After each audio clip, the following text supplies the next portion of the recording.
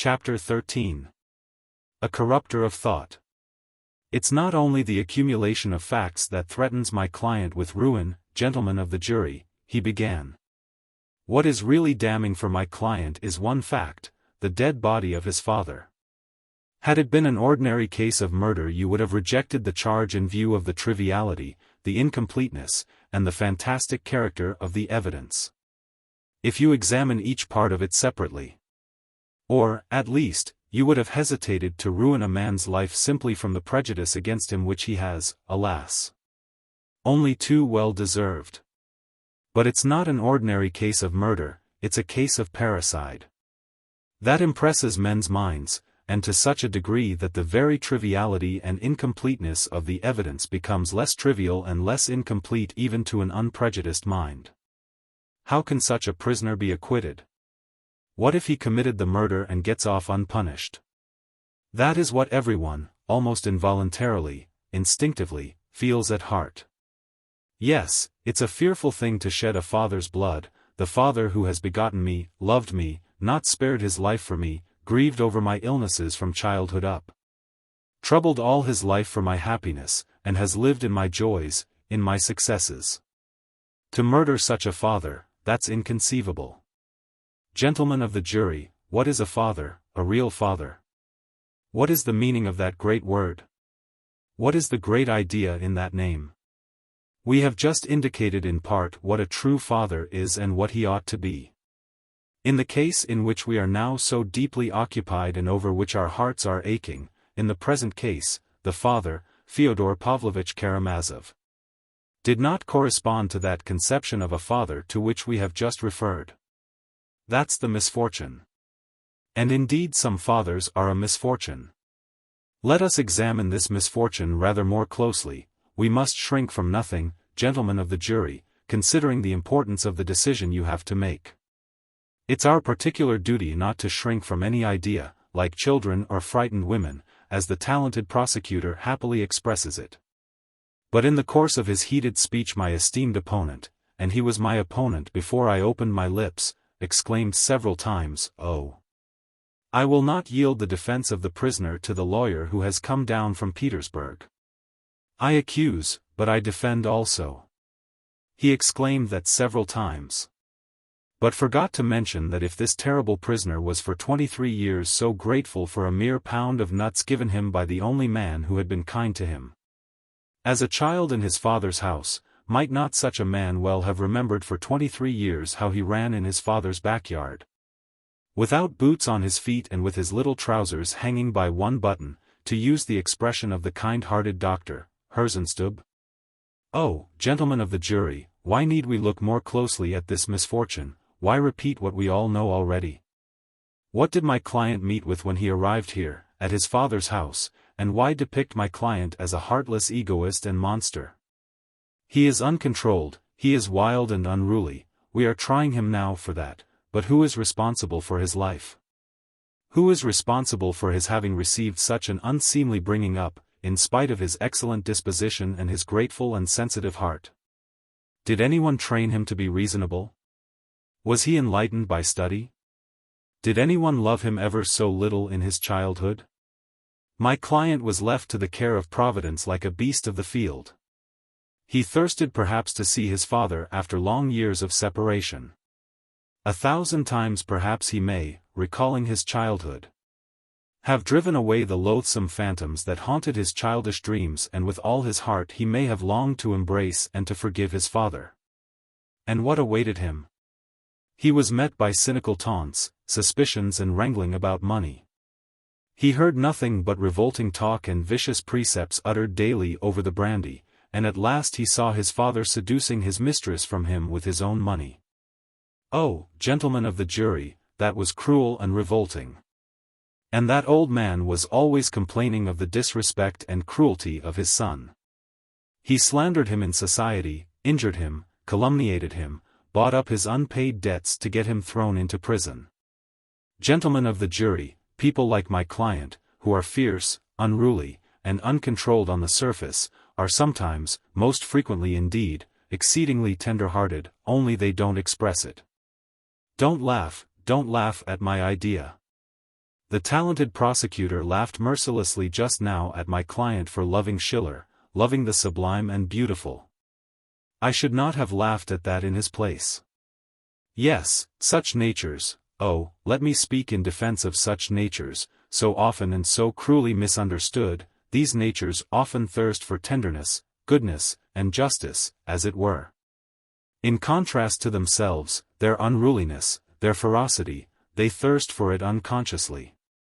Passionate and fierce on the surface, they are painfully capable of loving woman, for instance, and with a spiritual and elevated love. Again, do not laugh at me, this is very often the case in such natures. But they cannot hide their passions, sometimes very coarse, and that is conspicuous and is noticed, but the inner man is unseen. Their passions are quickly exhausted. But, by the side of a noble and lofty creature, that seemingly coarse and rough man seeks a new life, seeks to correct himself, to be better, to become noble and honorable, sublime and beautiful.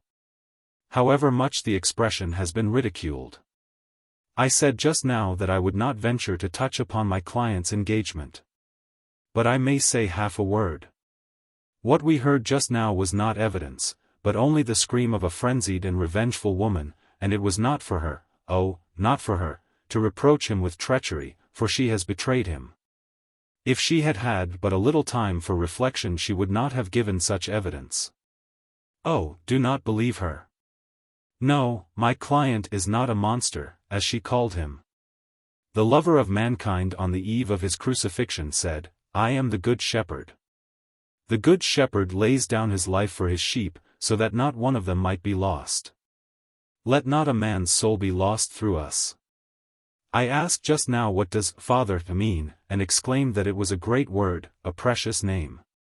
But one must use words honestly, gentlemen, and I venture to call things by their right names. Such a father as old Karamazov cannot be called a father and does not deserve to be. Filial love for an unworthy father is an absurdity, an impossibility. Love cannot be created from nothing, only God can create something from nothing. Fathers, provoke not your children to wrath, the apostle writes, from a heart glowing with love. It's not for the sake of my client that I quote these sacred words, I mention them for all fathers. Who has authorized me to preach to fathers? No one. But as a man and a citizen I make my appeal, vivos voco. We are not long on earth, we do many evil deeds and say many evil words. So let us all catch a favorable moment when we are all together to say a good word to each other. That's what I am doing. While I am in this place I take advantage of my opportunity. Not for nothing is this tribune given us by the highest authority, all Russia hears us. I am not speaking only for the fathers here present, I cry aloud to all fathers, fathers, provoke not your children to wrath. Yes, let us first fulfill Christ's injunction ourselves and only then venture to expect it of our children. Otherwise we are not fathers, but enemies of our children, and they are not our children, but our enemies, and we have made them our enemies ourselves.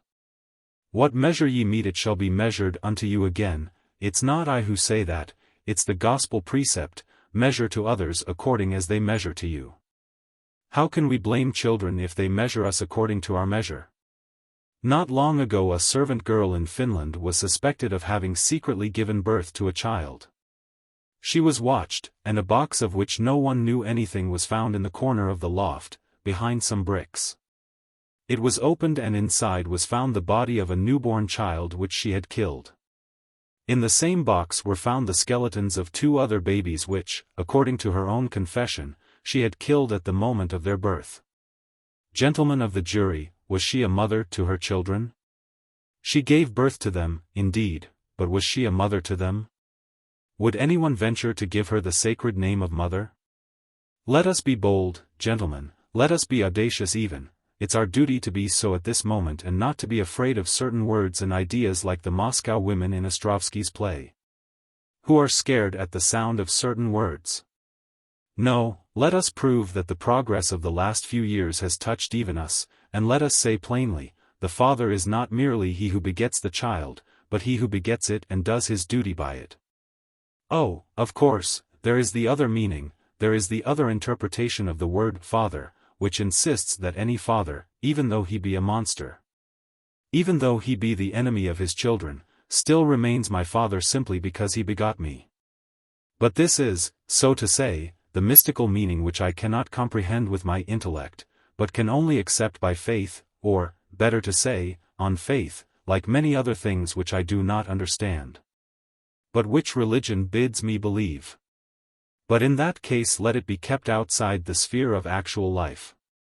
In the sphere of actual life, which has, indeed, its own rights, but also lays upon us great duties and obligations, in that sphere, if we want to be humane, Christian, in fact, we must, or ought to, act only upon convictions justified by reason and experience, which have been passed through the crucible of analysis. In a word, we must act rationally, and not as though in dream and delirium, that we may not do harm, that we may not ill-treat and ruin a man. Then it will be real Christian work, not only mystic, but rational and philanthropic.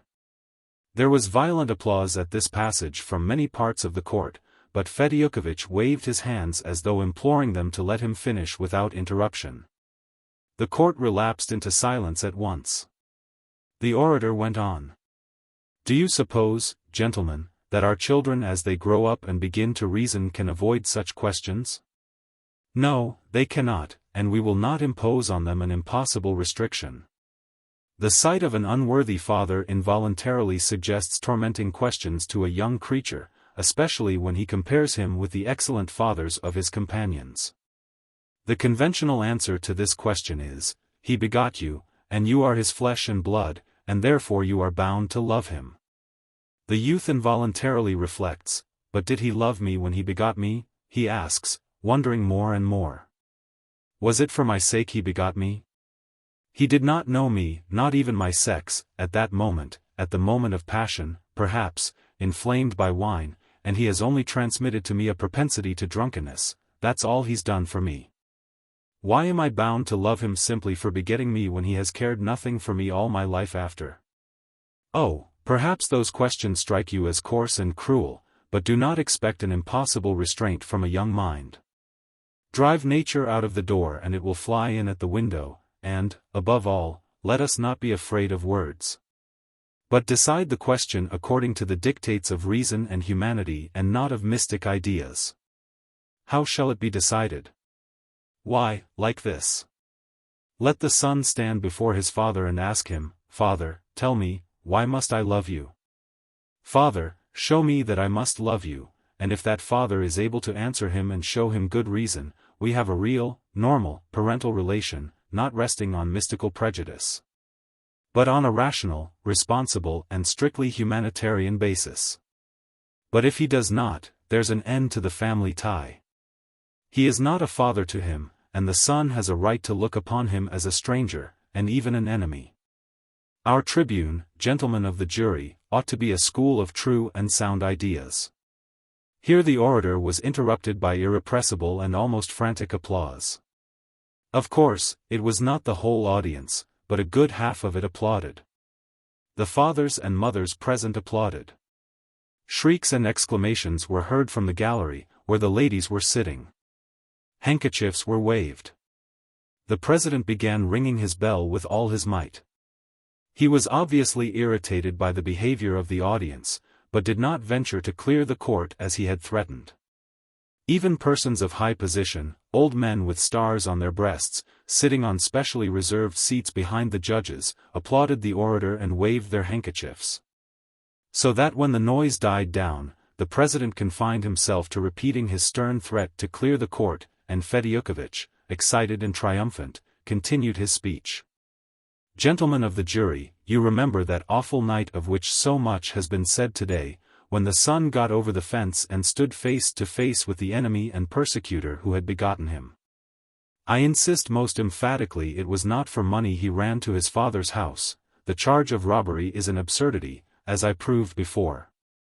And it was not to murder him he broke into the house, oh, no. If he had had that design he would, at least, have taken the precaution of arming himself beforehand. The brass pestle he caught up instinctively without knowing why he did it. Granted that he deceived his father by tapping at the window, granted that he made his way in, I've said already that I do not for a moment believe that legend, but let it be so. Let us suppose it for a moment. Gentlemen, I swear to you by all that's holy, if it had not been his father, but an ordinary enemy, he would, after running through the rooms and satisfying himself that the woman was not there, have made off, post-haste, without doing any harm to his rival. He would have struck him, pushed him away perhaps, nothing more, for he had no thought and no time to spare for that. What he wanted to know was where she was. But his father. The mere sight of the father who had hated him from his childhood, had been his enemy, his persecutor, and now his unnatural rival, was enough. A feeling of hatred came over him involuntarily, irresistibly, clouding his reason. It all surged up in one moment. It was an impulse of madness and insanity, but also an impulse of nature, irresistibly and unconsciously, like everything in nature, avenging the violation of its eternal laws. But the prisoner even then did not murder him, I maintain that, I cry that aloud. No, he only brandished the pestle in a burst of indignant disgust, not meaning to kill him, not knowing that he would kill him. Had he not had this fatal pestle in his hand, he would have only knocked his father down perhaps, but would not have killed him. As he ran away, he did not know whether he had killed the old man. Such a murder is not a murder. Such a murder is not a parricide. No, the murder of such a father cannot be called parricide. Such a murder can only be reckoned parricide by prejudice. But I appeal to you again and again from the depths of my soul, did this murder actually take place? Gentlemen of the jury, if we convict and punish him, he will say to himself, these people have done nothing for my bringing up, for my education, nothing to improve my lot. Nothing to make me better, nothing to make me a man. These people have not given me to eat and to drink, have not visited me in prison and nakedness, and here they have sent me to penal servitude. I am quits, I owe them nothing now, and owe no one anything forever. They are wicked and I will be wicked. They are cruel and I will be cruel. That is what he will say, gentlemen of the jury. And I swear, by finding him guilty you will only make it easier for him, you will ease his conscience, he will curse the blood he has shed and will not regret it. At the same time you will destroy in him the possibility of becoming a new man, for he will remain in his wickedness and blindness all his life. But do you want to punish him fearfully, terribly, with the most awful punishment that could be imagined, and at the same time to save him and regenerate his soul? If so, overwhelm him with your mercy. You will see, you will hear how he will tremble and be horror-struck. How can I endure this mercy? How can I endure so much love? Am I worthy of it? That's what he will exclaim. Oh, I know that heart, that wild but grateful heart, gentlemen of the jury. It will bow before your mercy. It thirsts for a great and loving action, it will melt and mount upwards. There are souls which, in their limitation, blame the whole world. But subdue such a soul with mercy, show it love, and it will curse its past, for there are many good impulses in it. Such a heart will expand and see that God is merciful and that men are good and just. He will be horror-stricken, he will be crushed by remorse and the vast obligation laid upon him henceforth. And he will not say then, I am quits, but will say, I am guilty in the sight of all men and am more unworthy than all. With tears of penitence and poignant, tender anguish, he will exclaim, others are better than I, they wanted to save me, not to ruin me. Oh, this act of mercy is so easy for you, for in the absence of anything like real evidence it will be too awful for you to pronounce, yes, he is guilty. Better acquit 10 guilty men than punish one innocent man. Do you hear that majestic voice from the past century of our glorious history? It is not for an insignificant person like me to remind you that the Russian court does not exist for the punishment only, but also for the salvation of the criminal. Let other nations think of retribution and the letter of the law, we will cling to the spirit and the meaning, the salvation and the reformation of the lost. If this is true, if Russia and her justice are such, she may go forward with good cheer. Do not try to scare us with your frenzied troikas from which all the nations stand aside in disgust. Not a runaway troika, but the stately chariot of Russia will move calmly and majestically to its goal. In your hands is the fate of my client, in your hands is the fate of Russian justice. You will defend it, you will save it, you will prove that there are men to watch over it, that it is in good hands. Chapter 14. The peasants stand firm. This was how Fedyukovich concluded his speech, and the enthusiasm of the audience burst like an irresistible storm. It was out of the question to stop it. The women wept, many of the men wept too, even two important personages shed tears. The president submitted, and even postponed ringing his bell. The suppression of such an enthusiasm would be the suppression of something sacred, as the ladies cried afterwards. The orator himself was genuinely touched. And it was at this moment that Ippolit Kirillovitch got up to make certain objections.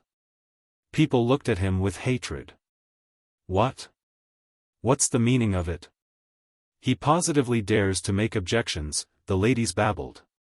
But if the whole world of ladies, including his wife, had protested, he could not have been stopped at that moment. He was pale, he was shaking with emotion, his first phrases were even unintelligible, he gasped for breath, could hardly speak clearly, lost the thread. But he soon recovered himself. Of this new speech of his I will quote only a few sentences. I am reproached with having woven a romance. But what is this defense if not one romance on the top of another? All that was lacking was poetry.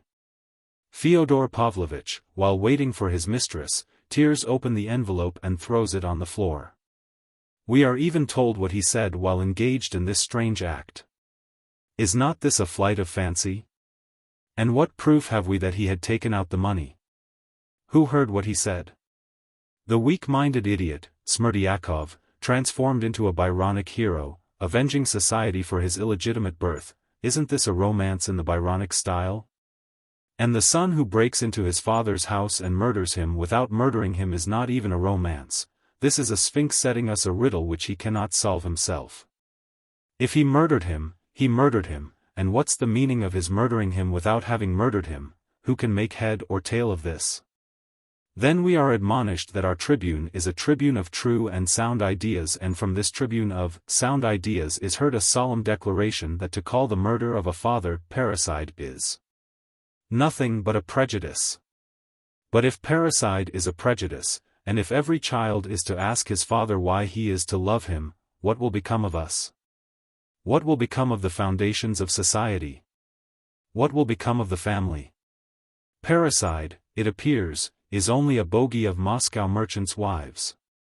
The most precious, the most sacred guarantees for the destiny and future of Russian justice are presented to us in a perverted and frivolous form.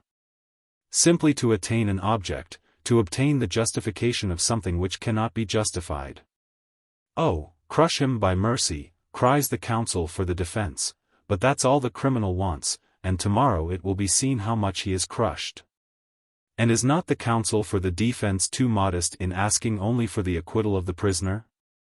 Why not found a charity in the honor of the parricide to commemorate his exploit among future generations? Religion and the gospel are corrected, that's all mysticism, we are told, and ours is the only true Christianity which has been subjected to the analysis of reason and common sense. And so they set up before us a false semblance of Christ.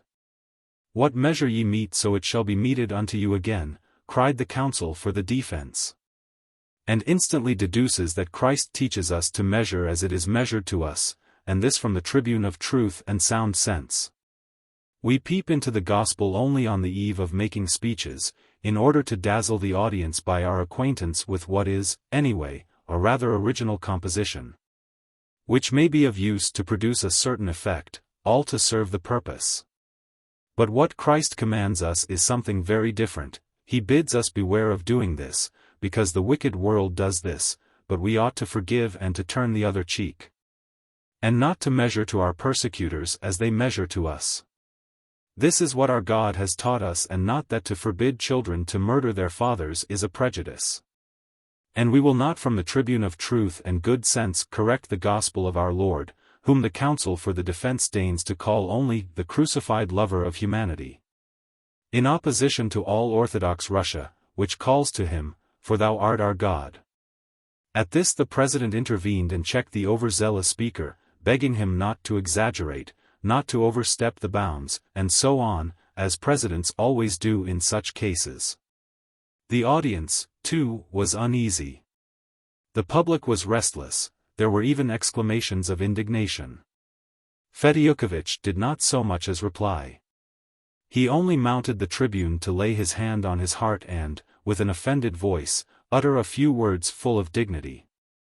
He only touched again, lightly and ironically, on romancing and psychology, and in an appropriate place quoted, "Jupiter, you are angry, therefore you are wrong," which provoked a burst of approving laughter in the audience, for Ippolit Kirillovitch was by no means like Jupiter. Then, apropos of the accusation that he was teaching the young generation to murder their fathers, Fedyukovich observed, with great dignity, that he would not even answer. As for the prosecutor's charge of uttering unorthodox opinions, Fedyukovich hinted that it was a personal insinuation and that he had expected in this court to be secure from accusations damaging to my reputation as a citizen and a loyal subject. But at these words the president pulled him up, too, and Fedyukovich concluded his speech with a bow, amid a hum of approbation in the court. And Ippolit Kirillovitch was, in the opinion of our ladies, crushed for good. Then the prisoner was allowed to speak. Mitya stood up, but said very little. He was fearfully exhausted, physically and mentally. The look of strength and independence with which he had entered in the morning had almost disappeared. He seemed as though he had passed through an experience that day, which had taught him for the rest of his life something very important he had not understood till then. His voice was weak, he did not shout as before. In his words there was a new note of humility, defeat and submission. What am I to say, gentlemen of the jury? The hour of judgment has come for me, I feel the hand of God upon me. The end has come to an erring man. But, before God, I repeat to you, I am innocent of my father's blood. For the last time I repeat, it wasn't I killed him. I was erring, but I loved what is good. Every instant I strove to reform, but I lived like a wild beast. I thank the prosecutor, he told me many things about myself that I did not know, but it's not true that I killed my father, the prosecutor is mistaken. I thank my counsel, too. I cried listening to him, but it's not true that I killed my father, and he needn't have supposed it. And don't believe the doctors. I am perfectly sane, only my heart is heavy. If you spare me, if you let me go, I will pray for you. I will be a better man. I give you my word before God I will. And if you will condemn me, I'll break my sword over my head myself and kiss the pieces. But spare me, do not rob me of my God. I know myself, I shall rebel. My heart is heavy, gentlemen, spare me. He almost fell back in his place, his voice broke, he could hardly articulate the last phrase. Then the judges proceeded to put the questions and began to ask both sides to formulate their conclusions. But I will not describe the details. At last the jury rose to retire for consultation. The president was very tired, and so his last charge to the jury was rather feeble. Be impartial, don't be influenced by the eloquence of the defense, but yet weigh the arguments. Remember that there is a great responsibility laid upon you, and so on and so on. The jury withdrew and the court adjourned. People could get up, move about, exchange their accumulated impressions, refresh themselves at the buffet. It was very late, almost 1 o'clock in the night, but nobody went away, the strain was so great that no one could think of repose. All waited with sinking hearts. Though that is, perhaps, too much to say, for the ladies were only in a state of hysterical impatience and their hearts were untroubled. An acquittal, they thought, was inevitable. They all prepared themselves for a dramatic moment of general enthusiasm. I must own there were many among the men, too, who were convinced that an acquittal was inevitable. Some were pleased, others frowned, while some were simply dejected, not wanting him to be acquitted. Fedyukovich himself was confident of his success. He was surrounded by people congratulating him and fawning upon him. "There are," he said to one group, as I was told afterwards, "there are invisible threads binding the counsel for the defense with the jury.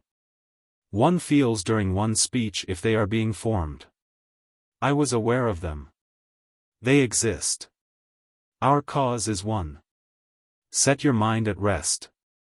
What will our peasants say now?" said one stout, cross-looking, pockmarked gentleman, a landowner of the neighborhood, approaching a group of gentlemen engaged in conversation. "But they are not all peasants. There are 4 government clerks among them." "Yes, there are clerks," said a member of the district council, joining the group. "And do you know that Nazarev, the merchant with the medal, a juryman?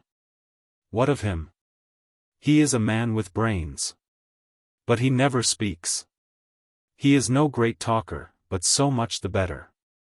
There's no need for the Petersburg man to teach him, he could teach all Petersburg himself. He's the father of 12 children. Think of that. Upon my word, you don't suppose they won't acquit him?" one of our young officials exclaimed in another group. "They'll acquit him for certain," said a resolute voice. "It would be shameful, disgraceful, not to acquit him," cried the official. "Suppose he did murder him, there are fathers and fathers. And, besides, he was in such a frenzy. He really may have done nothing but swing the pestle in the air, and so knocked the old man down. But it was a pity they dragged the valet in. That was simply an absurd theory. If I'd been in Fedyukovich's place, should simply have said straight out, he murdered him, but he is not guilty, hang it all. That's what he did, only without saying, hang it all. No, Mikhail Semyonovich, he almost said that, too," put in a third voice. "Why, gentlemen, in Lent an actress was acquitted in our town who had cut the throat of her lover's lawful wife. Oh, but she did not finish cutting it. That makes no difference. She began cutting it. What did you think of what he said about children? Splendid, wasn't it?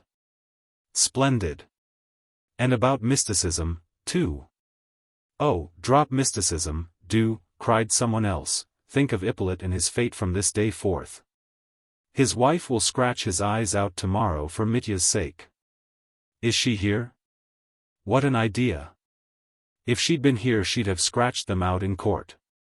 She is at home with toothache. He he he. He he he." In a third group. "I dare say they will acquit Mitenka, after all. I should not be surprised if he turns the metropolis upside down tomorrow. He will be drinking for 10 days. Oh, the devil. The devil's bound to have a hand in it. Where should he be if not here? Well, gentlemen, I admit it was eloquent. But still it's not the thing to break your father's head with a pestle. Or what are we coming to? The chariot. Do you remember the chariot? Yes, he turned a cart into a chariot. And tomorrow he will turn a chariot into a cart, just to suit his purpose. What cunning chaps there are nowadays. Is there any justice to be had in Russia?" But the bell rang. The jury deliberated for exactly an hour, neither more nor less. A profound silence reigned in the court as soon as the public had taken their seats. I remember how the jurymen walked into the court. At last. I won't repeat the questions in order, and, indeed, I have forgotten them. I remember only the answer to the president's first and chief question: did the prisoner commit the murder for the sake of robbery and with premeditation? I don't remember the exact words. There was a complete hush. The foreman of the jury, the youngest of the clerks, pronounced, in a clear, loud voice, amidst the death-like stillness of the court: "Yes, guilty." And the same answer was repeated to every question: "Yes, guilty," and without the slightest extenuating comment. This no one had expected.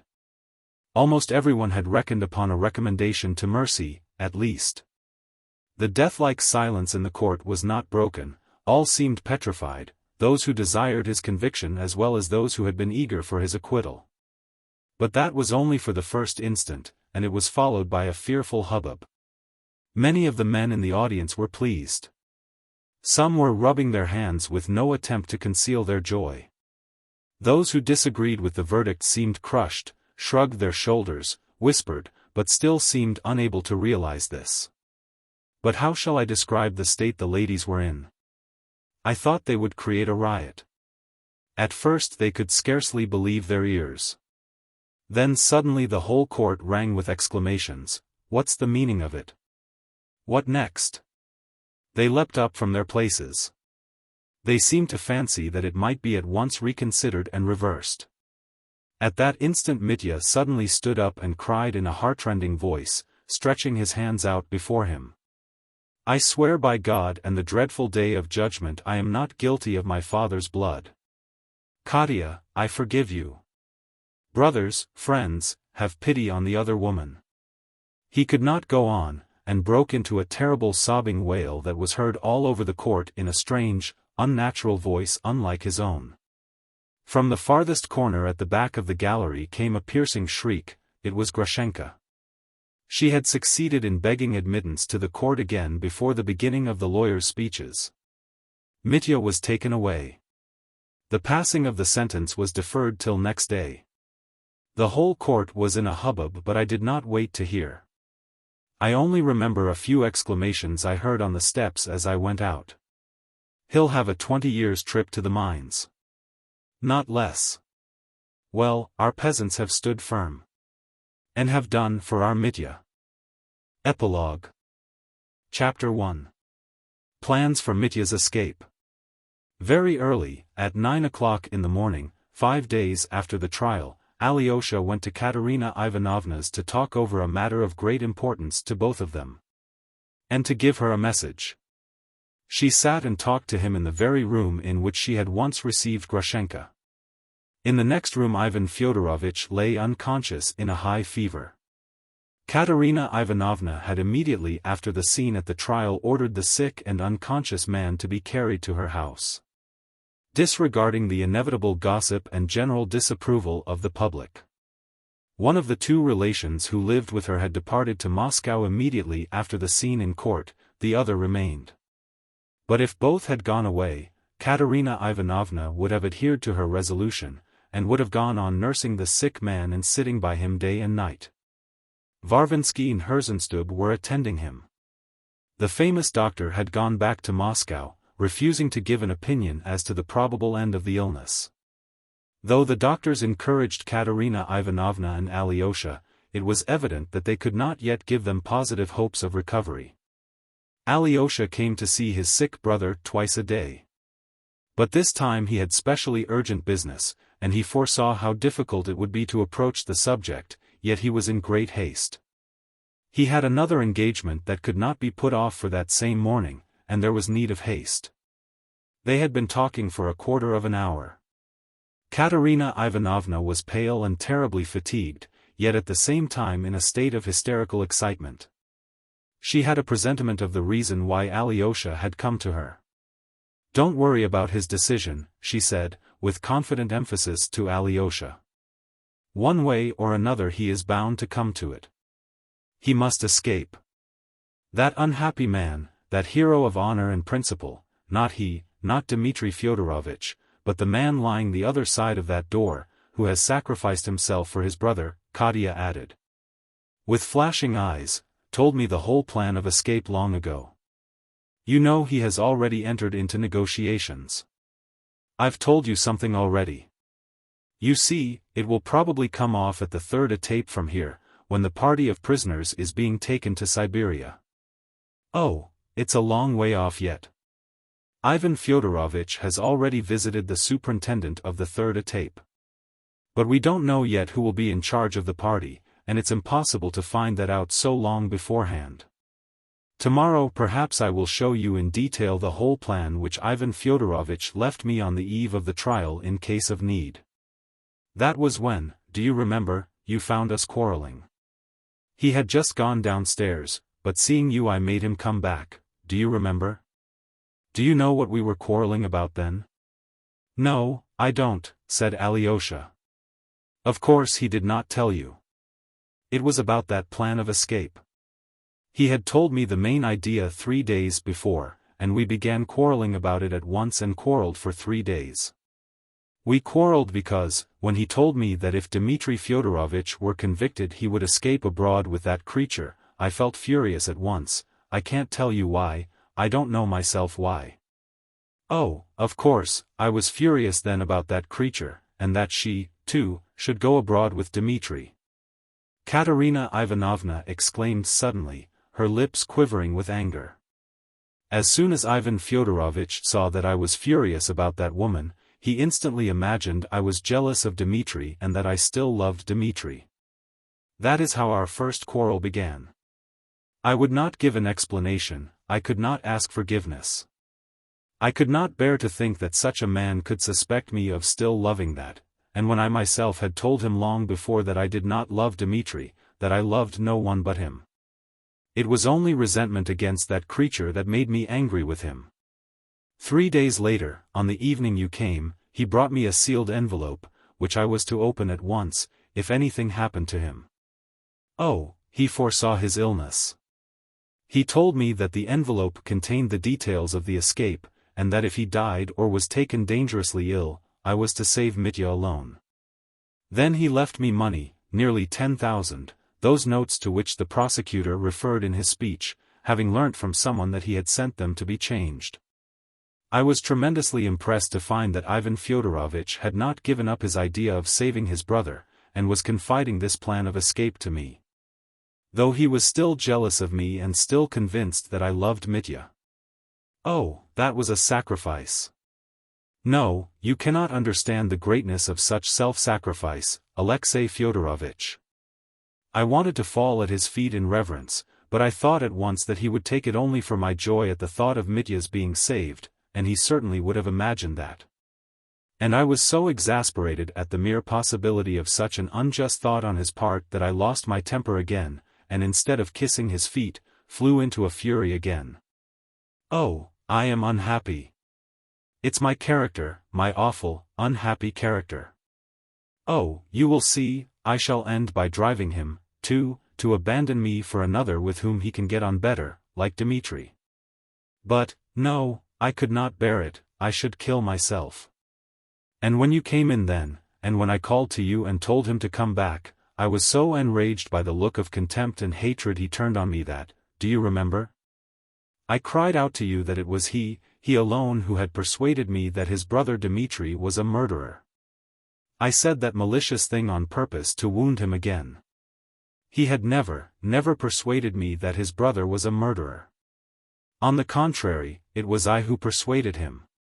Oh, my vile temper was the cause of everything. I paved the way to that hideous scene at the trial. He wanted to show me that he was an honorable man, and that, even if I loved his brother, he would not ruin him for revenge or jealousy. So he came to the court. I am the cause of it all, I alone am to blame.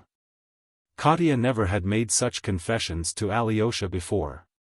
And he felt that she was now at that stage of unbearable suffering when even the proudest heart painfully crushes its pride and falls vanquished by grief. Oh, Alyosha knew another terrible reason of her present misery, though she had carefully concealed it from him during those days since the trial. But it would have been for some reason too painful to him if she had been brought so low as to speak to him now about that. She was suffering for her treachery at the trial, and Alyosha felt that her conscience was impelling her to confess it to him, Alyosha. With tears and cries and hysterical writhings on the floor. But he dreaded that moment and longed to spare her. It made the commission on which he had come even more difficult. He spoke of Mitya again. It's all right, don't be anxious about him, she began again, sharply and stubbornly. All that is only momentary, I know him, I know his heart only too well. You may be sure he will consent to escape. It's not as though it would be immediately, he will have time to make up his mind to it. Ivan Fyodorovich will be well by that time and will manage it all himself, so that I shall have nothing to do with it. Don't be anxious, he will consent to run away. He has agreed already. Do you suppose he would give up that creature? And they won't let her go to him, so he is bound to escape. It's you he's most afraid of, he is afraid you won't approve of his escape on moral grounds. But you must generously allow it, if your sanction is so necessary, Katya added viciously. She paused and smiled. He talks about some him, she went on again, some cross he has to bear, some duty. I remember Ivan Fyodorovitch told me a great deal about it, and if you knew how he talked. Katya cried suddenly, with feeling she could not repress, if you knew how he loved that wretched man at the moment he told me, and how he hated him, perhaps, at the same moment. And I heard his story and his tears with sneering disdain. Brute. Yes, I am a brute. I am responsible for his fever. But that man in prison is incapable of suffering, Katya concluded irritably. Can such a man suffer? Men like him never suffer. There was a note of hatred and contemptuous repulsion in her words. And yet it was she who had betrayed him. Perhaps because she feels how she's wronged him she hates him at moments, Alyosha thought to himself. He hoped that it was only at moments. In Katya's last words he detected a challenging note, but he did not take it up. I sent for you this morning to make you promise to persuade him yourself. Or do you, too, consider that to escape would be dishonorable, cowardly, or something, unchristian, perhaps? Katya added, even more defiantly. Oh, no. I'll tell him everything, muttered Alyosha. He asks you to come and see him today, he blurted out suddenly, looking her steadily in the face. She started, and drew back a little from him on the sofa. Me? Can that be? She faltered, turning pale. It can and ought to be. Alyosha began emphatically, growing more animated. He needs you particularly just now. I would not have opened the subject and worried you, if it were not necessary. He is ill, he is beside himself, he keeps asking for you. It is not to be reconciled with you that he wants you, but only that you would go and show yourself at his door. So much has happened to him since that day. He realizes that he has injured you beyond all reckoning. He does not ask your forgiveness, it's impossible to forgive me, he says himself, but only that you would show yourself in his doorway. It's so sudden, faltered Katya. I've had a presentiment all these days that you would come with that message. I knew he would ask me to come. It's impossible. Let it be impossible, but do it. Only think, he realizes for the first time how he has wounded you, the first time in his life, he had never grasped it before so fully. He said, if she refuses to come I shall be unhappy all my life. Do you hear? Though he is condemned to penal servitude for 20 years, he is still planning to be happy, is not that piteous? Think, you must visit him, though he is ruined, he is innocent, broke like a challenge from Alyosha. His hands are clean, there is no blood on them. For the sake of his infinite sufferings in the future visit him now. Go, greet him on his way into the darkness, stand at his door, that is all. You ought to do it, you ought to. Alyosha concluded, laying immense stress on the word ought. I ought to, but I cannot, Katya moaned. He will look at me. I can't. Your eyes ought to meet. How will you live all your life, if you don't make up your mind to do it now? Better suffer all my life. You ought to go, Alyosha repeated with merciless emphasis. But why today, why at once? I can't leave our patient. You can for a moment. It will only be a moment. If you don't come, he will be in delirium by tonight. I would not tell you a lie. Have pity on him. Have pity on me. Katya said, with bitter reproach, and she burst into tears. Then you will come, said Alyosha firmly, seeing her tears. I'll go and tell him you will come directly. No, don't tell him so on any account, cried Katya in alarm. I will come, but don't tell him beforehand, for perhaps I may go, but not go in. I don't know yet. Her voice failed her. She gasped for breath. Alyosha got up to go. And what if I meet anyone, she said suddenly, in a low voice, turning white again. That's just why you must go now, to avoid meeting anyone. There will be no one there, I can tell you that for certain. We will expect you, he concluded emphatically, and went out of the room. Chapter 2. For a moment the lie becomes truth. He hurried to the hospital where Mitya was lying now. The day after his fate was determined, Mitya had fallen ill with nervous fever, and was sent to the prison division of the town hospital. But at the request of several persons, Alyosha, Madame Holikov, Lise, etc. Dr. Varvinsky had put Mitya not with other prisoners, but in a separate little room, the one where Smerdyakov had been. It is true that there was a sentinel at the other end of the corridor, and there was a grating over the window, so that Varvinsky could be at ease about the indulgence he had shown.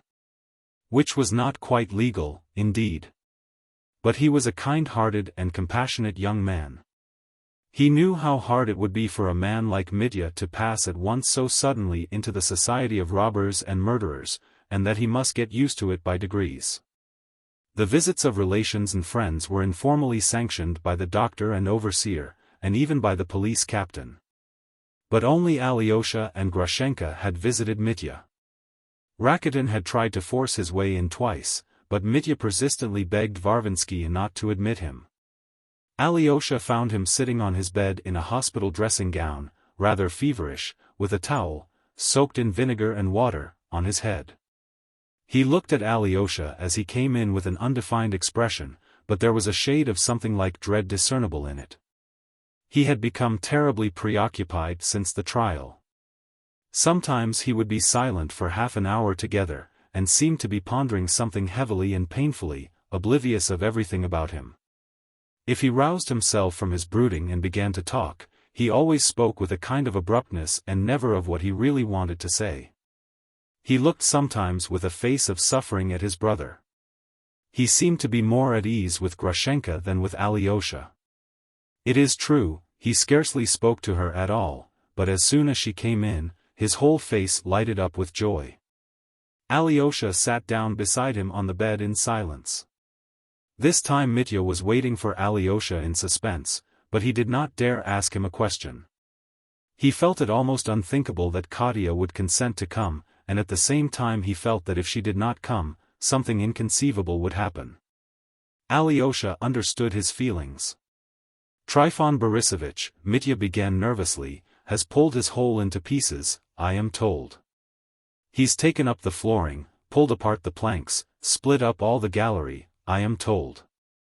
He is seeking treasure all the time, the 1,500 rubles which the prosecutor said I'd hidden there. He began playing these tricks, they say, as soon as he got home. Serve him right, the swindler. The guard here told me yesterday, he comes from there. Listen, began Alyosha. She will come, but I don't know when. Perhaps today, perhaps in a few days, that I can't tell. But she will come, she will, that's certain. Mitya started, would have said something, but was silent. The news had a tremendous effect on him. It was evident that he would have liked terribly to know what had been said, but he was again afraid to ask. Something cruel and contemptuous from Katya would have cut him like a knife at that moment. This was what she said among other things. That I must be sure to set your conscience at rest about escaping. If Ivan is not well by then she will see to it all herself. You've spoken of that already, Mitya observed musingly. And you have repeated it to Grusha, observed Alyosha. Yes, Mitya admitted. She won't come this morning. He looked timidly at his brother. She won't come till the evening. When I told her yesterday that Katya was taking measures, she was silent, but she set her mouth. She only whispered, let her. She understood that it was important. I did not dare to try her further. She understands now, I think, that Katya no longer cares for me, but loves Ivan. Does she? Broke from Alyosha. Perhaps she does not. Only she is not coming this morning, Mitya hastened to explain again. I asked her to do something for me. You know, Ivan is superior to all of us. He ought to live, not us. He will recover. Would you believe it, though Katya is alarmed about him, she scarcely doubts of his recovery, said Alyosha. That means that she is convinced he will die. It's because she is frightened she's so sure he will get well. Ivan has a strong constitution, and I, too, believe there's every hope that he will get well, Alyosha observed anxiously. Yes, he will get well. But she is convinced that he will die. She has a great deal of sorrow to bear. A silence followed. A grave anxiety was fretting Mitya. Alyosha, I love Grusha terribly, he said suddenly in a shaking voice, full of tears. They won't let her go out there to you, Alyosha put in at once. And there is something else I wanted to tell you, Mitya went on, with a sudden ring in his voice. If they beat me on the way or out there, I won't submit to it. I shall kill someone, and shall be shot for it. And this will be going on for 20 years. They speak to me rudely as it is. I've been lying here all night, passing judgment on myself. I am not ready. I am not able to resign myself. I wanted to sing a hymn, but if a guard speaks rudely to me, I have not the strength to bear it. For Grusha I would bear anything except blows. But she won't be allowed to come there. Alyosha smiled gently. Listen, brother, once for all, he said. This is what I think about it. And you know that I would not tell you a lie. Listen, you are not ready, and such a cross is not for you. What's more, you don't need such a martyr's cross when you are not ready for it. If you had murdered our father, it would grieve me that you should reject your punishment. But you are innocent, and such a cross is too much for you.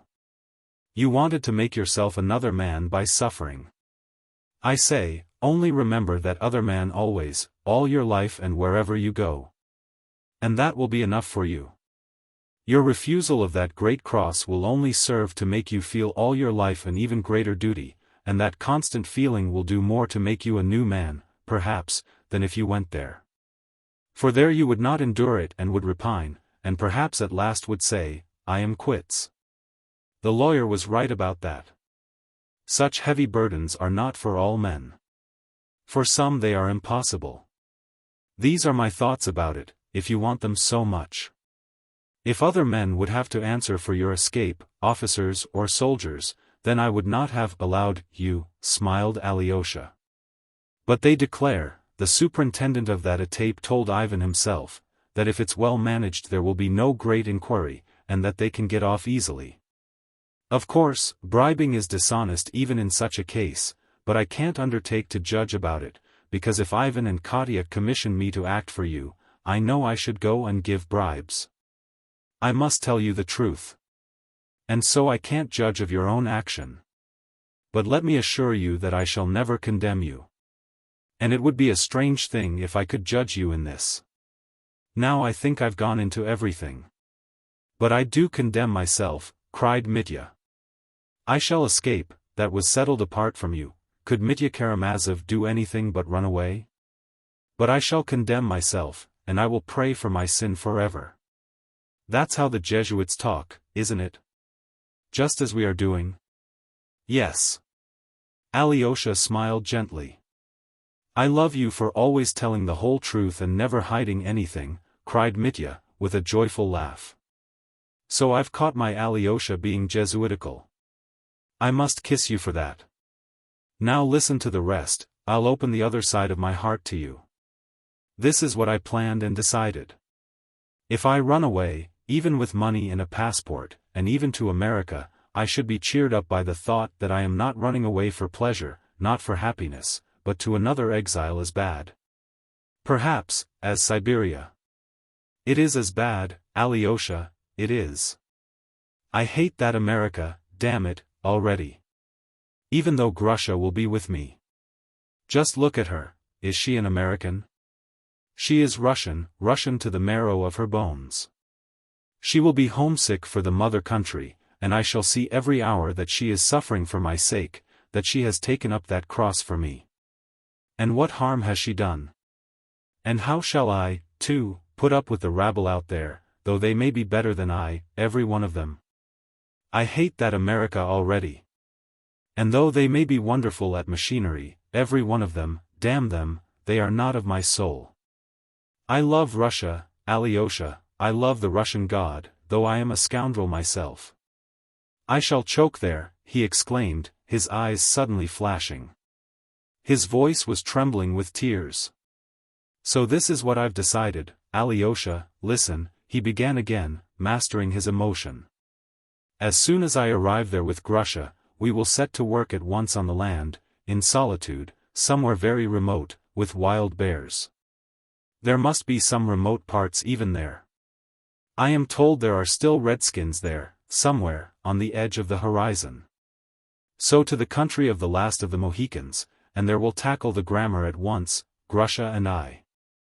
Work and grammar, that's how we'll spend 3 years. And by that time we shall speak English like any Englishman. And as soon as we've learnt it, goodbye to America. We'll run here to Russia as American citizens. Don't be uneasy, we would not come to this little town.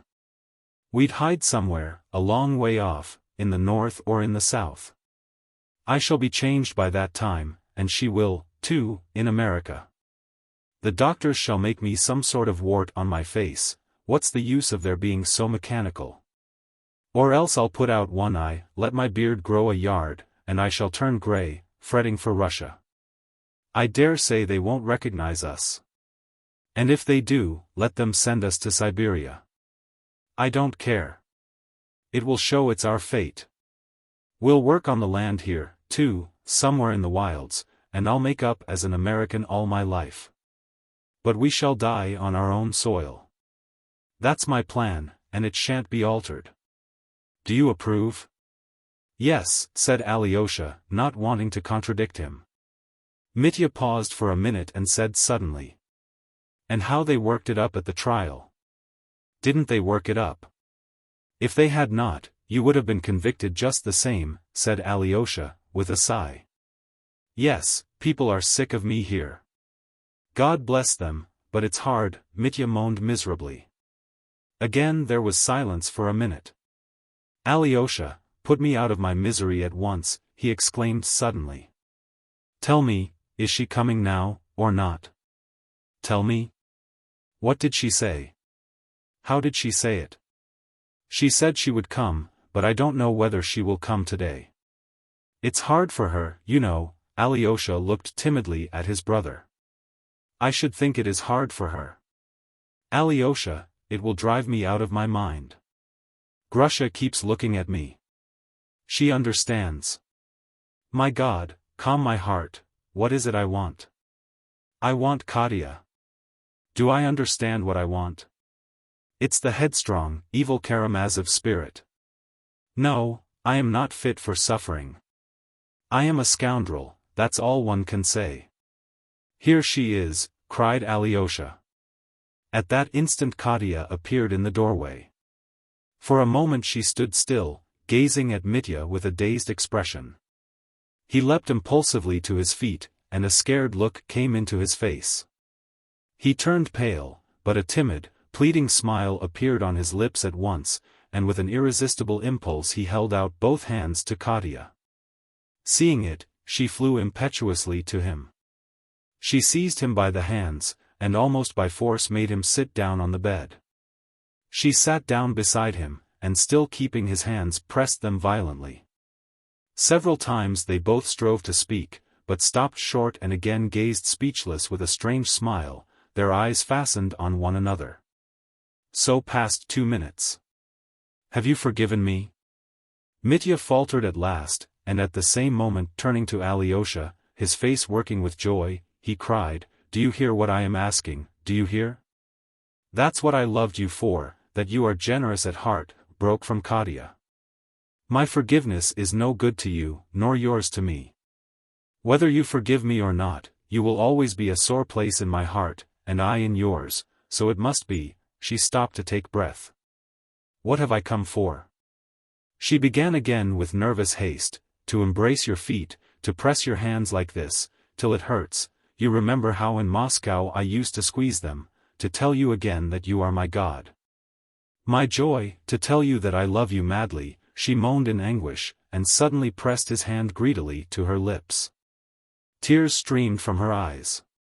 Alyosha stood speechless and confounded. He had never expected what he was seeing.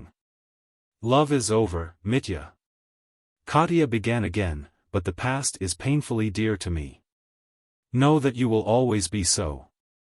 But now let what might have been come true for 1 minute," she faltered, with a drawn smile, looking into his face joyfully again. "You love another woman, and I love another man, and yet I shall love you forever, and you will love me. Do you know that? Do you hear? Love me all your life," she cried, with a quiver almost of menace in her voice. "I shall love you, and, do you know, Katya," Mitya began, drawing a deep breath at each word, "do you know, 5 days ago, that same evening, I loved you. When you fell down and were carried out. All my life. So it will be, so it will always be." So they murmured to one another frantic words, almost meaningless, perhaps not even true, but at that moment it was all true. And they both believed what they said implicitly. "Katya," cried Mitya suddenly, "do you believe I murdered him?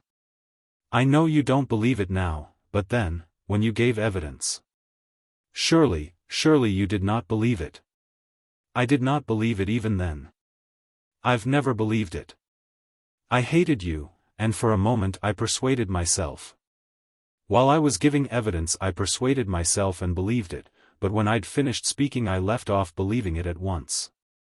Don't doubt that.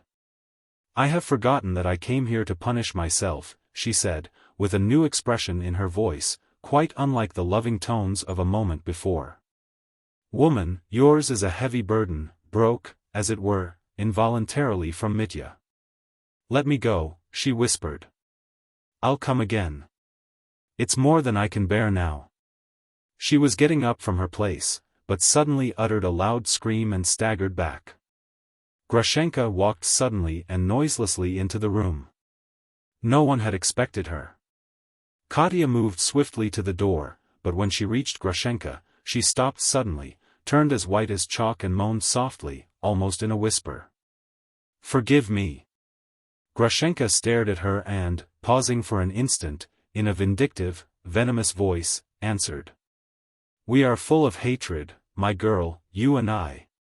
We are both full of hatred. As though we could forgive one another. Save him, and I'll worship you all my life."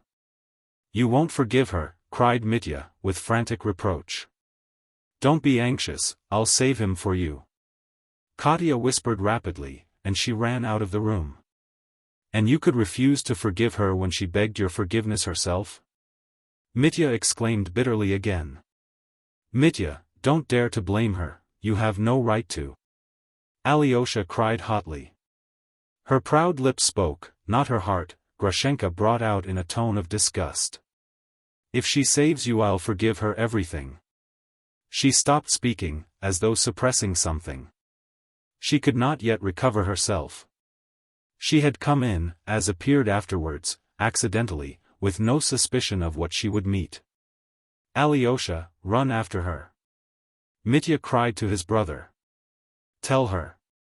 I don't know, don't let her go away like this." "I'll come to you again at nightfall," said Alyosha, and he ran after Katya. He overtook her outside the hospital grounds. She was walking fast, but as soon as Alyosha caught her up she said quickly. "No, before that woman I can't punish myself. I asked her forgiveness because I wanted to punish myself to the bitter end. She would not forgive me. I like her for that," she added, in an unnatural voice, and her eyes flashed with fierce resentment. "My brother did not expect this in the least," muttered Alyosha. "He was sure she would not come. No doubt. Let us leave that," she snapped. "Listen, I can't go with you to the funeral now. I've sent them flowers. I think they still have money. If necessary, tell them I'll never abandon them. Now leave me, please. You are late as it is, the bells are ringing for the service. Leave me, please. Chapter 3. Ilusha's funeral. The speech at the stone. He really was late. They had waited for him and had already decided to bear the pretty flower-decked little coffin to the church without him. It was the coffin of poor little Ilusha. He had died 2 days after Mitya was sentenced. At the gate of the house Alyosha was met by the shouts of the boys, Ilusha's schoolfellows. They had all been impatiently expecting him and were glad that he had come at last. There were about 12 of them, they all had their schoolbags or satchels on their shoulders. Father will cry, be with father, Ilusha had told them as he lay dying, and the boys remembered it. Kolya Krasotkin was the foremost of them. How glad I am you've come, Karamazov. He cried, holding out his hand to Alyosha. It's awful here. It's really horrible to see it. Snegiryov is not drunk, we know for a fact he's had nothing to drink today, but he seems as if he were drunk. I am always manly, but this is awful. Karamazov, if I am not keeping you, one question before you go in. What is it, Kolya? Said Alyosha. Is your brother innocent or guilty? Was it he killed your father or was it the valet? As you say, so it will be. I haven't slept for the last 4 nights for thinking of it. The valet killed him, my brother is innocent, answered Alyosha. That's what I said, cried Smurov. So he will perish an innocent victim, exclaimed Kolya, though he is ruined he is happy. I could envy him. What do you mean? How can you? Why, cried Alyosha surprised. Oh, if I, too, could sacrifice myself some day for truth, said Kolya with enthusiasm. But not in such a cause, not with such disgrace and such horror, said Alyosha. Of course. I should like to die for all humanity, and as for disgrace, I don't care about that, our names may perish. I respect your brother. And so do I. The boy, who had once declared that he knew who had founded Troy, cried suddenly and unexpectedly, and he blushed up to his ears like a peony as he had done on that occasion. Alyosha went into the room. Ilusha lay with his hands folded and his eyes closed in a blue coffin with a white frill round it. His thin face was hardly changed at all, and strange to say there was no smell of decay from the corpse. The expression of his face was serious and, as it were, thoughtful. His hands, crossed over his breast, looked particularly beautiful, as though chiseled in marble. There were flowers in his hands and the coffin, inside and out, was decked with flowers, which had been sent early in the morning by Lise Holikov. But there were flowers too from Katerina Ivanovna, and when Alyosha opened the door, the captain had a bunch in his trembling hands and was strewing them again over his dear boy. He scarcely glanced at Alyosha when he came in, and he would not look at anyone, even at his crazy weeping wife, Mama, who kept trying to stand on her crippled legs to get a nearer look at her dead boy. Nina had been pushed in her chair by the boys close up to the coffin. She sat with her head pressed to it and she too was no doubt quietly weeping. Snegiryov's face looked eager, yet bewildered and exasperated. There was something crazy about his gestures and the words that broke from him. Old man, dear old man, he exclaimed every minute, gazing at Ilusha. It was his habit to call Ilusha old man, as a term of affection when he was alive. Father, give me a flower, too. Take that white one out of his hand and give it me, the crazy mother begged, whimpering. Either because the little white rose in Ilusha's hand had caught her fancy or that she wanted one from his hand to keep in memory of him, she moved restlessly, stretching out her hands for the flower. I won't give it to anyone, I won't give you anything, Snegiryov cried callously. They are his flowers, not yours. Everything is his, nothing is yours. Father, give mother a flower. said Nina, lifting her face wet with tears. I won't give away anything and to her less than anyone. She didn't love Ilusha. She took away his little cannon and he gave it to her. The captain broke into loud sobs at the thought of how Alyosha had given up his cannon to his mother. The poor, crazy creature was bathed in noiseless tears, hiding her face in her hands. The boys, seeing that the father would not leave the coffin and that it was time to carry it out, stood round it in a close circle and began to lift it up. I don't want him to be buried in the churchyard, Snegiryov wailed suddenly. I'll bury him by the stone, by our stone. Ilusha told me to. I won't let him be carried out. He had been saying for the last 3 days that he would bury him by the stone, but Alyosha, Krasotkin, the landlady, her sister and all the boys interfered. What an idea, bury him by an unholy stone, as though he had hanged himself, the old landlady said sternly. There in the churchyard the ground has been crossed. He'll be prayed for there. One can hear the singing in church and the deacon reads so plainly and verbally that it will reach him every time just as though it were read over his grave. At last the captain made a gesture of despair as though to say, take him where you will. The boys raised the coffin, but as they passed the mother, they stopped for a moment and lowered it that she might say goodbye to Ilusha. But on seeing that precious little face, which for the last 3 days she had only looked at from a distance, she trembled all over and her grey head began twitching spasmodically over the coffin. Mother, make the sign of the cross over him, give him your blessing, kiss him, Nina cried to her. But her head still twitched like an automaton and with a face contorted with bitter grief she began, without a word, beating her breast with her fist. They carried the coffin past her. Nina pressed her lips to her brother's for the last time as they bore the coffin by her. As Alyosha went out of the house he begged the landlady to look after those who were left behind, but she interrupted him before he had finished. To be sure, I'll stay with them, we are Christians, too. The old woman wept as she said it. They had not far to carry the coffin to the church, not more than 300 paces. It was a still, clear day, with a slight frost. The church bells were still ringing. Snegiryov ran fussing and distracted after the coffin, in his short old summer overcoat, with his head bare and his soft, old, wide-brimmed hat in his hand. He seemed in a state of bewildered anxiety. At one minute he stretched out his hand to support the head of the coffin and only hindered the bearers, at another he ran alongside and tried to find a place for himself there.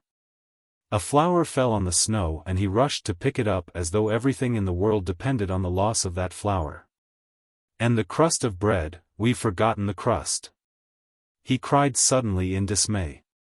But the boys reminded him at once that he had taken the crust of bread already and that it was in his pocket. He instantly pulled it out and was reassured. Ilusha told me to, Ilusha, he explained at once to Alyosha. I was sitting by him one night and he suddenly told me, Father, when my grave is filled up crumble a piece of bread on it so that the sparrows may fly down. I shall hear and it will cheer me up not to be lying alone. That's a good thing, said Alyosha, we must often take some. Every day, said the captain quickly, seeming cheered at the thought.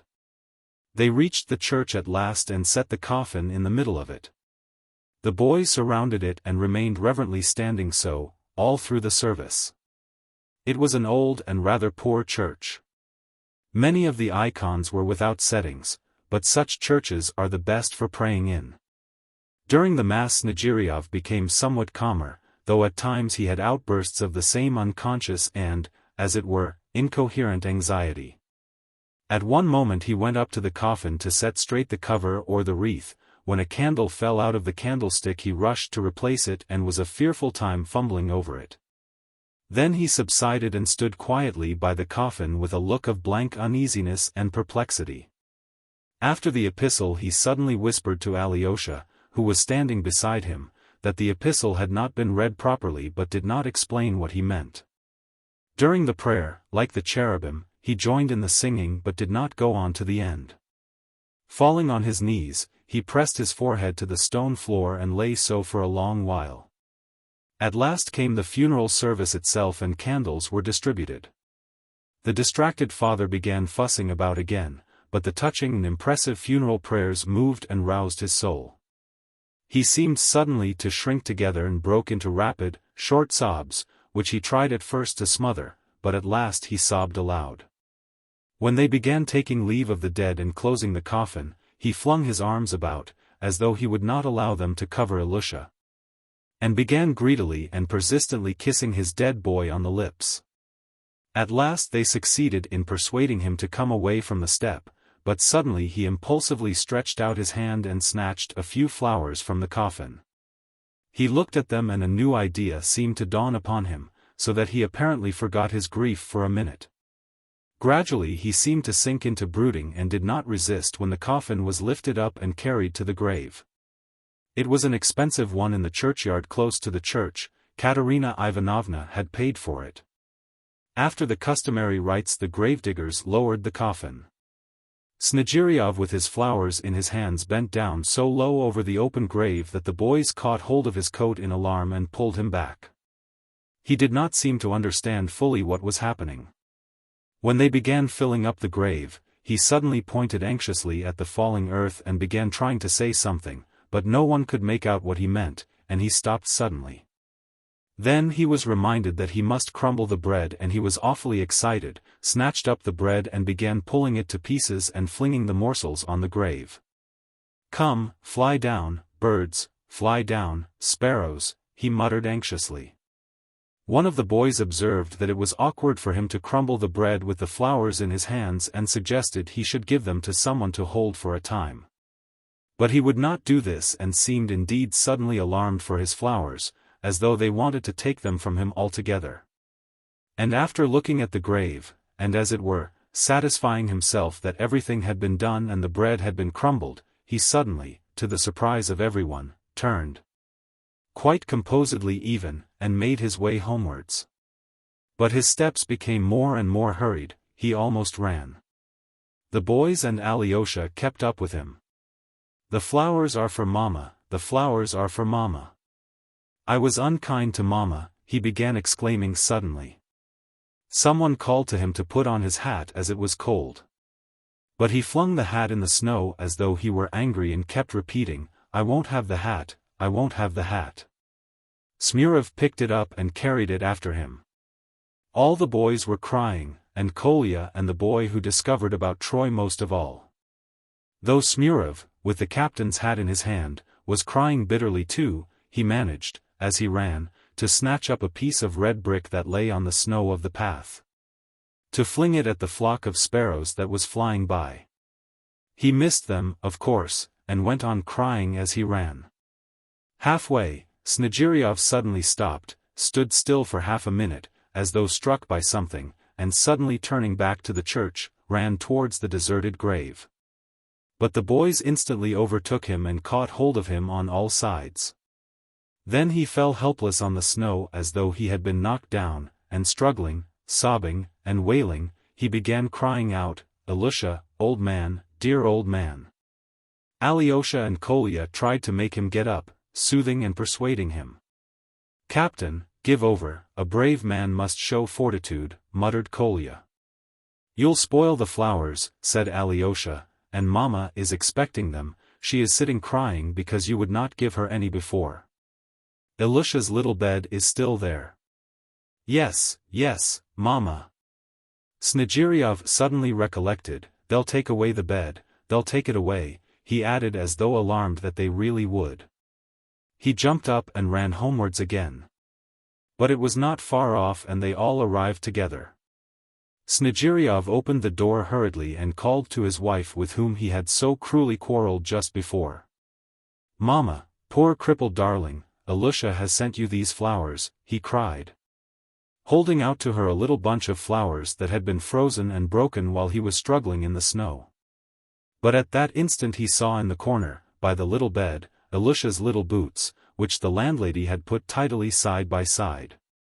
Seeing the old, patched, rusty-looking, stiff boots he flung up his hands and rushed to them, fell on his knees, snatched up one boot and, pressing his lips to it, began kissing it greedily, crying, Ilusha, old man, dear old man, where are your little feet?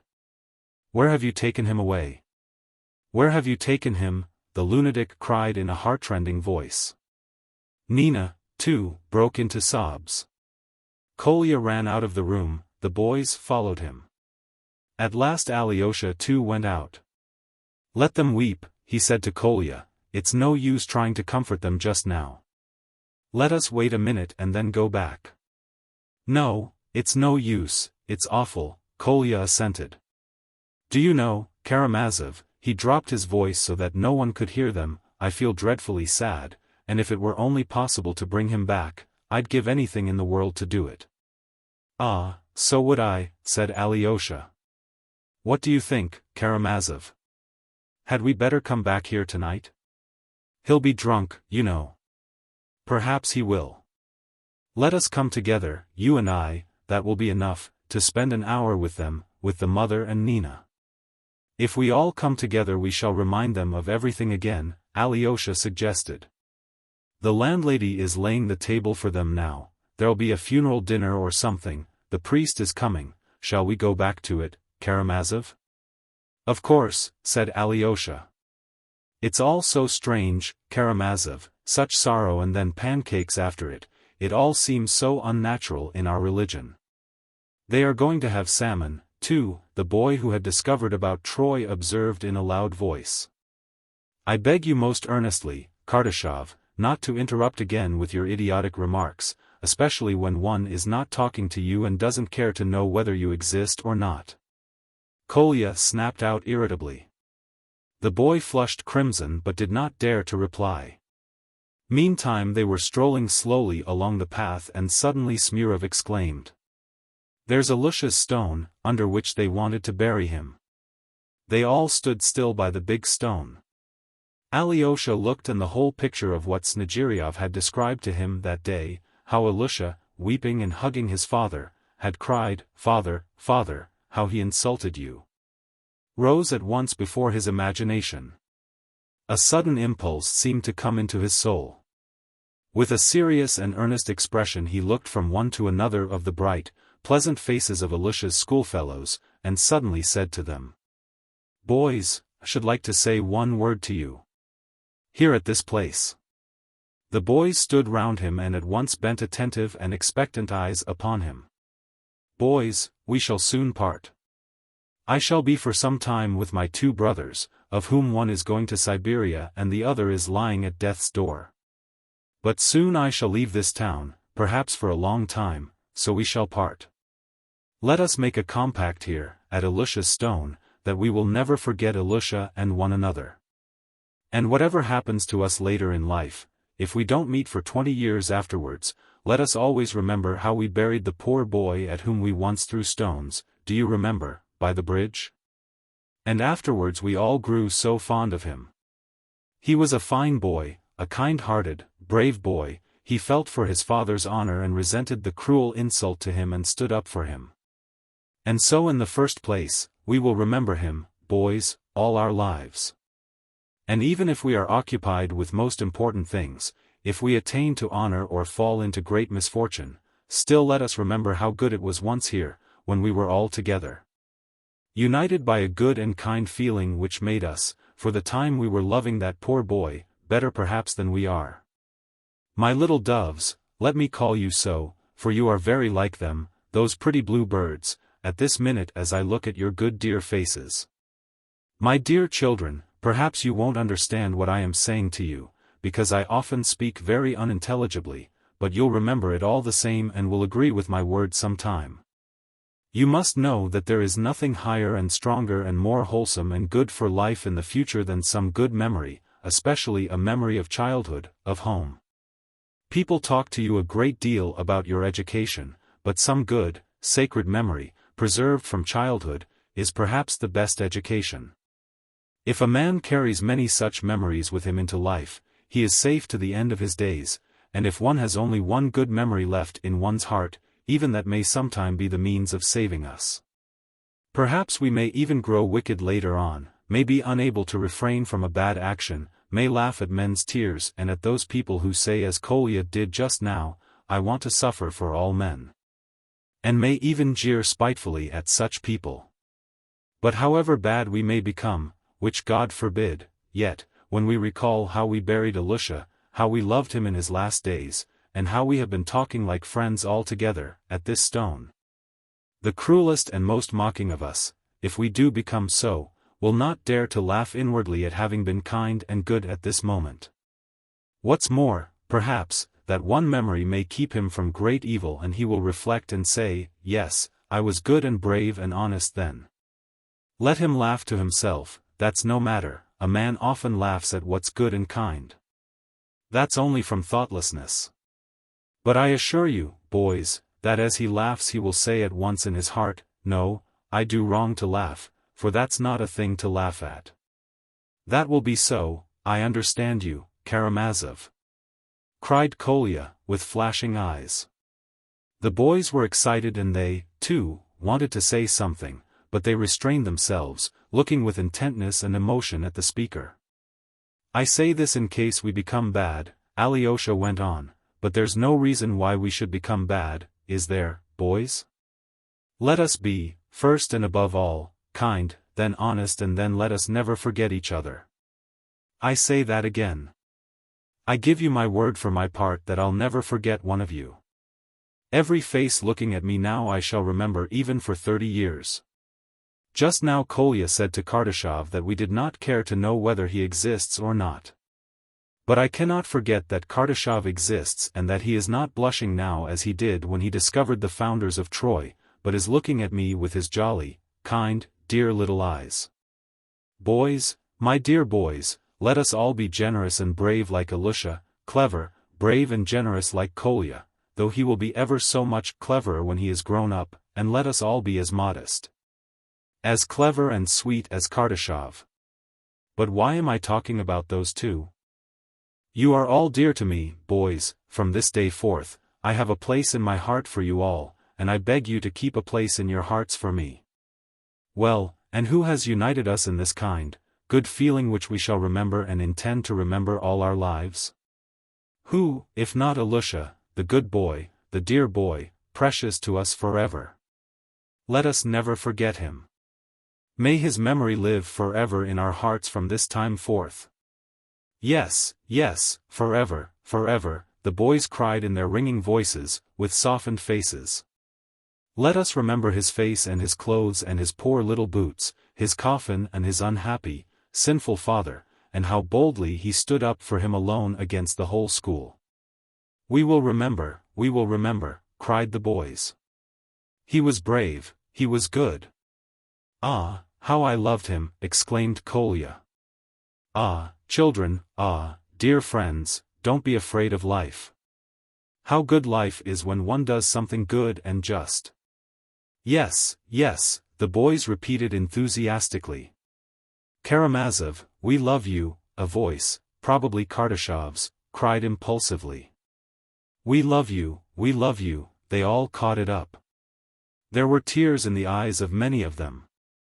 Hurrah for Karamazov! Kolya shouted ecstatically. And may the dead boy's memory live forever. Alyosha added again with feeling. Forever, the boys chimed in again.